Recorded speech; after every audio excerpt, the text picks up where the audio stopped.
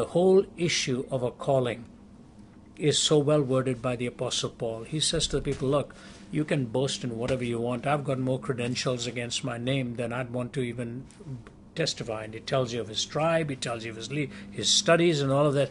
He says, I count all this thing but refuse. All this thing is garbage, that I may gain the excellency of the knowledge of Jesus Christ. So biblically and scripturally, forget it. Somebody once said to Winston Churchill that he was a self-made man, and Churchill said, you've just relieved God of a very solemn responsibility. So biblically and scripturally, if you think you're a self-made person, just forget that and put that aside.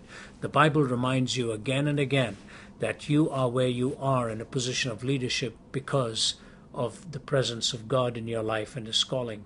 If you go through the New Testament, you'll find the word leader hardly ever comes, but the word servant comes hundreds of times.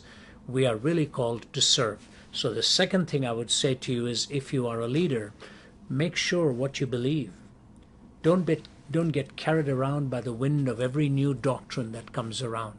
Study the scriptures to know what the Bible tells you about life, about meaning, about sacredness, about your eternal destiny, about what God teaches us, about the condition of human beings, even at the end of life. All kinds of newfangled theories are coming out. Be careful that you don't get swallowed up by every wind of doctrine. So remain humble. You didn't arrive where you are because of your own skill. Remember that the Word of God tells you you are called there by His grace and by His mercy. Take the Word of God as the truth that you are to believe. And lastly, about that, let me say this. You know, even your voice, even your skeletal makeup, even your muscular build can go like that, just like that. I've met preachers who've lost their voice and cannot speak. Their vocal cords are gone. I battle a lot of back issues, sometimes never sure whether my back is going to make it for another year or so, or for that matter, another day. So everything is fragile and vulnerable.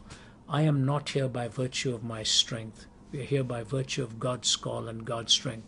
That alone ought to remind us of why we need to be humble. The very voice, the very ability to stand and speak, the very gift of language, the very calling is the gift of God. And if that's not enough to keep us humble, I don't know what will. God is able to bring you to a place of where He wants you. And the best way to get there is to be an imitator of Christ, not a manufacturer of some sense of celebrity in yourself. If you are humble, God will use you. If you are arrogant, He will know how to break you.